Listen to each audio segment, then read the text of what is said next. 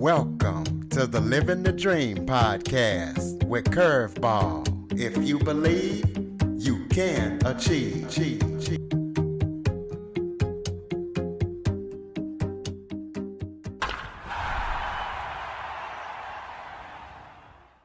Welcome to the Living the Dream with Curveball podcast, a show where I interview guests that teach, motivate, and inspire. Today, I am joined by special guest, Ani Rich. Ani is an author and life coach. She focuses on teaching people life tips and lessons on how to transform every area of their lives. So we're going to be talking about that, how she got into that, and what she's been up to. Ani, thank you so much for joining me today. Thank you so much for letting me join you. Well, why don't you start off by telling everybody a little bit about yourself? I love that question, but it's always such a huge topic to talk about oneself because everyone's story is so huge. So I'm going to just focus on how I got into life coaching and how I decided to become the person who helps other people. The story is pretty unusually usual. I got married pretty early. I got married when I was 19 years old. And at 20 years old, I was already a home and stay mom. I was raising my toddler. And at that point, my life got lower and lower. And I lost my self-esteem. I moved into a different country in the US. I had no friends. And I hit my rock bottom. But rock bottom is a solid foundation and we always bounce back, and life always makes sense backwards. And looking back, I see that. But at that point, I was feeling like my life was over. I had no profession. I was just sitting with a toddler alone in this country. And I just decided to do something with my life and change my life, because we usually never change our lives because we are so happy and we are enjoying it. We are changing our lives because we cannot physically afford to stay in that low state. So that's what happened to me too. And I finally decided to change something. And I started to do yoga. I started to go back into shape after giving birth. And after, it's a long story, but long story short, after starting a yoga, then I did a teacher training. Then I did my second teacher training. Then I started my blog. Then after starting my blog and reconnecting to my childhood passion, which is writing, I decided to write a book. And after writing a book and completely removing entertainment from my life and just focusing on self-improvement, I changed so many things in my life. I healed so many childhood traumas that I had space in me to help other people. And I was doing it unconsciously. And for after so long and so many people telling me that I should start life coaching, that I would be a great life coach. People even brought their boyfriends to me because they felt so safe with me and they felt that whatever I had to say was helping them, because I was helping myself first. That I finally decided to start life coaching. And that's how I got where I am, with a very short explanation of it. Well, speaking of life changes, you lived and traveled in a van with you, your husband, and your 3-year-old child. How did you manage to do that, and what made you do that? It's such an interesting story. I remember we have moved a lot of times in the 5 years that we lived in the US. We moved in like few states and a lot of apartments. And I remember my husband was working at his job, and he's an entrepreneur in his soul, and he working for someone else was making him so miserable. And I was not very fulfilled. I was enjoying where I was living and I was making the best out of it, but my soul was not feeling fully content where I was. And I remember I was watching some video about Hawaii. And at the time I lived in Kansas City, and I just had this thought of, what if I moved to Hawaii? That's how I had this thought about my book. What if I write a book? And then I actually wrote the book.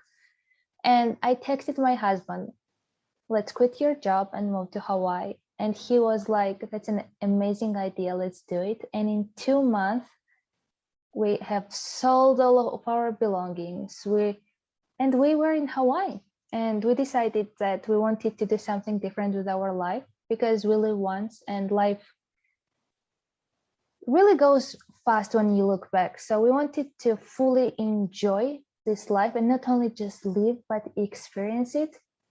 So we decided to buy a van and travel with the van. And we lived in the van for 8 months total. For 5 months, we lived in Hawaii and traveled around the island, and then pandemic hit. And then we had to sell the van, and we didn't want it to just stop. We wanted to travel more. Everyone was telling us that it was the worst time for the travel. But I always listened to my intuition and my gut feeling. And we sold the van and we moved to the mainland, and we bought another van and decided to do the US tour, the rest of the US tour. And we saw almost 30 states, 29 or 30. And we just traveled and lived in the van. It was a crazy, beautiful experience, but it was all worth it. Why do you feel that balancing alone time and community time is vital for a person to feel content? After living in a van for so long, I'm pretty sure there are people who live in a van for way more.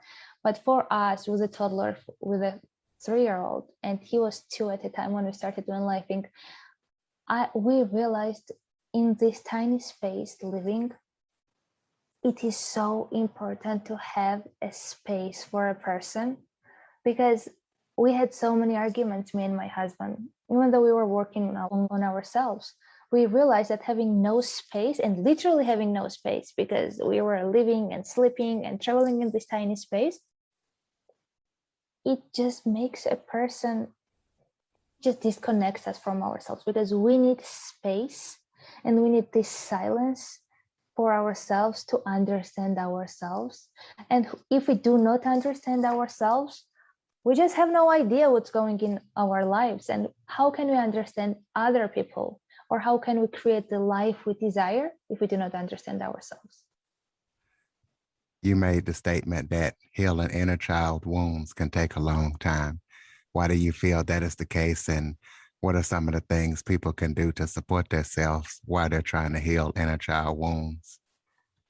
At first, I just laugh at myself. When I first started to heal my inner child wounds, I thought this would have been a year process, and I would have let go of all of my childhood wounds, and I would have been this superhuman in a year. And then life happens, and you try and you try, and you realize that life is cycle.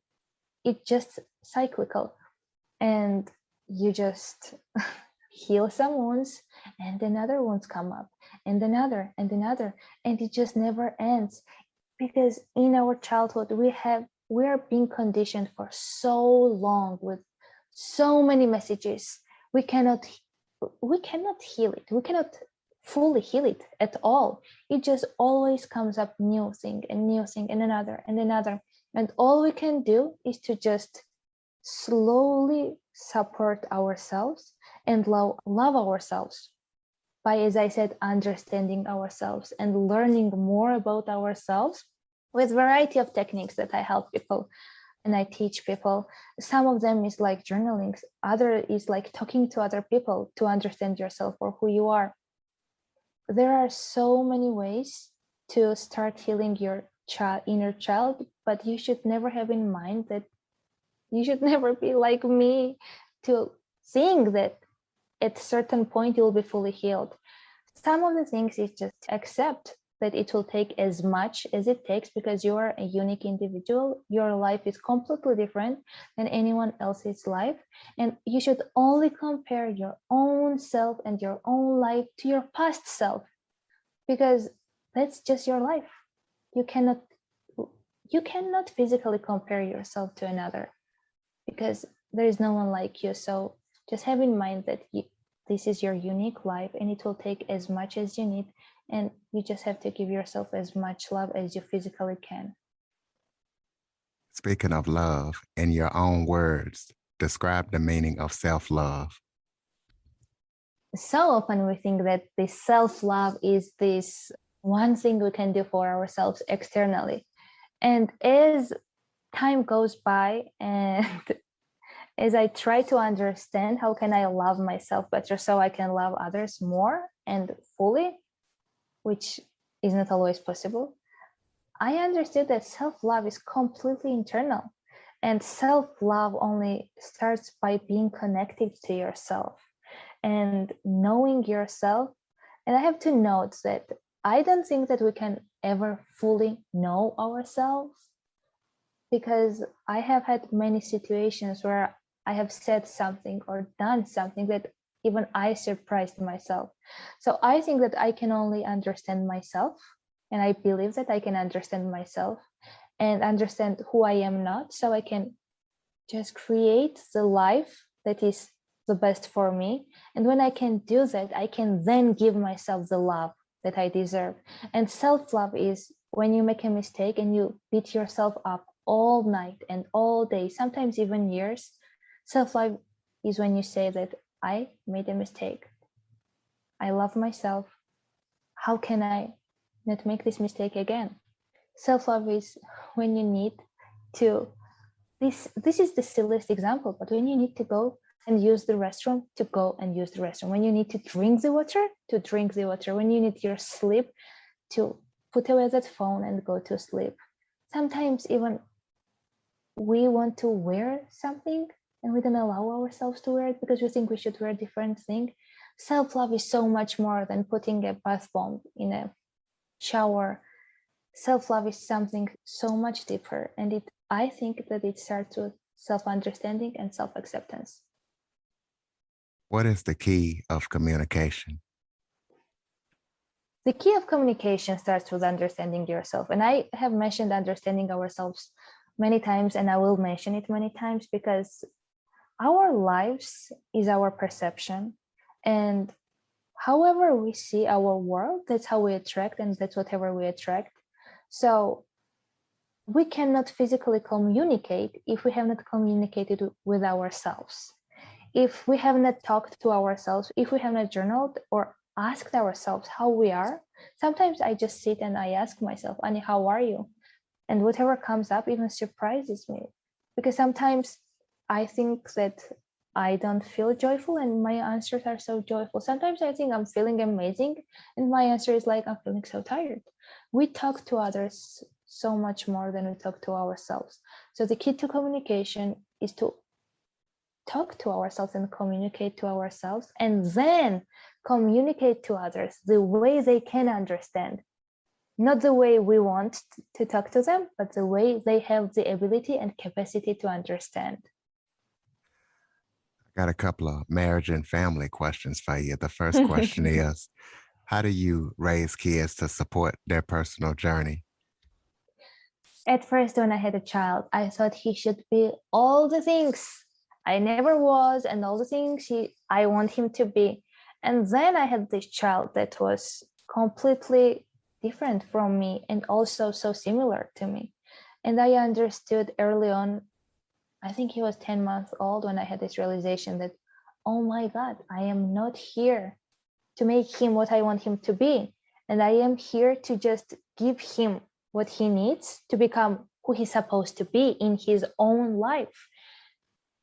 And children are not here for us. They come here through us to live their own lives and to become who they were meant to be. And we can just guide them and understand them. And also, this is a good moment to say that parents cannot understand children if they have not healed their own inner child wounds. So if you want to raise a child, you have to raise yourself first. But if you want to raise your child the way he needs to, you have to understand his strengths, his weaknesses, and then create a safe environment for him to be safe, for him to be able to have that anger and vulnerability and tears and happiness. And then when you create the safe space for the child will blossom and the child will become who he or she was meant to be. What do you feel are the key components of a great marriage? Great marriage, it's such a we love labels. We human beings love these labels. We say good and bad. We say great marriage. I think every marriage is great where two, or if there are more people, I don't know. There are so many types of relationships, and I support all of them. But I'm going to talk on traditional about traditional marriages, where two people, both of them, try their best, even if they fail. If they have tried, I think it's a great marriage. Every marriage and every communication to another person teaches something about us, because every relationship we have acts like a mirror for us. So the keys to great marriage is to both of the people in the relationship to do their own healing, to love themselves, to try to love others, to try to communicate the way the other person wants to be communicated, to love each other the way we want to be loved, not how we think we should love each other, and to always communicate and talk as much as possible, and not to create these fake scenarios in our head and create these stories, to ask a person instead of creating the story in your head, what they might think about you, to ask them what they think about you, to then ask them how do they feel most loved, and to just love that person and not try to control them and not try to impose all of your beliefs on them, but see that person as an individual and try to support that person's individual journey. But first you have to support yours, because that's how it works. If you're not fulfilled, if your own cup is empty, if you don't feel peaceful, if you don't feel happy, if you're not supporting yourself, there is no way you have the capacity and the space within to do the same for another person. Give us some tips on living a more fulfilling, joyful, and content life. First of all, you have to understand what joy means to you, what fulfillment means to you, what happiness means to you. Happiness means completely different things for different people. Joy, some people don't even like the word joy. We all have different perceptions and definitions and beliefs and thoughts about everything. So first of all, understand what is fulfillment for you. And then I even have a pleasure list. I have my pleasure list where I write all the things that brings me joy and happiness. I have the list that makes me happy, things that I do, and things or people that I meet or talk to and do that makes me unhappy or gives me energy and drains my energy. This helps me to understand how I operate. And when I know what gives me energy and what drains my energy, I can create my life, not always and not in everything, but majority of my life I can create so that if I need 8 hours of sleep, I will sleep 8 hours. If I need meditation every night, I'm gonna do my meditation. If in my pleasure list there is a chocolate, I'm gonna make sure I eat a tiny piece of chocolate every day, and I'm gonna just create the life that brings me fulfillment and joy. And when you know your pleasure list, you can slowly implement those things in your life, and you will be more content and fulfilled, because majority of us do things that drain us. Look at toddlers, look at the kids. They get more and more energy as the day goes by. And adults, we are getting more and more drained as the day goes by, because we do the stuff we don't like, and they do these things that they enjoy. In doing whatever you enjoy and enjoying whatever you are doing, because we're adults and we cannot always do what we enjoy, but we can enjoy whatever we are doing, will give us so much more energy and we will be so much fulfilled. And this is such a huge topic, and there's so many things you can do, but this is what I want to say right now about that. Give us some tips on how to improve our current friendships and how to gain more friends as we go through life. I love people. I love friends, and I love having friends. And I was not always like that. I always loved having friends, but I was so anxious to talk to people. And one day I realized that, you know what? All of those other people are as anxious and as afraid of rejection as you are. And there is nothing scary to talk to people. 9 out of 10 people will react on your conversation or whatever you're telling them positively if you are focused on bringing the value. This is the key. When we want to find friends or attract more friends or manifest friends, we have to have our intention in mind, and intention should always be to bring value. We cannot find friends or the quality friends if our intention is to just complain with them or drain their energy.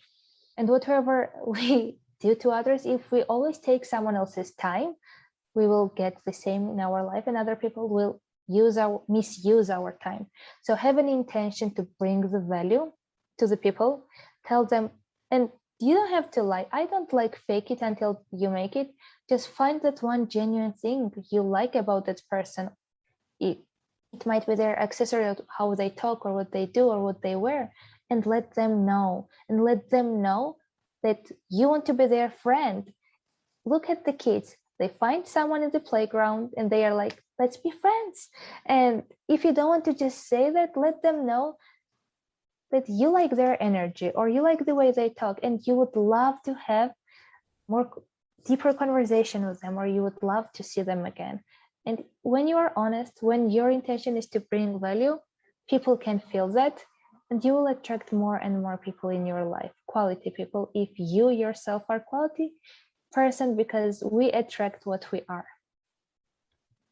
Tell us about any projects that you're working on or any upcoming projects that you're going to be working on.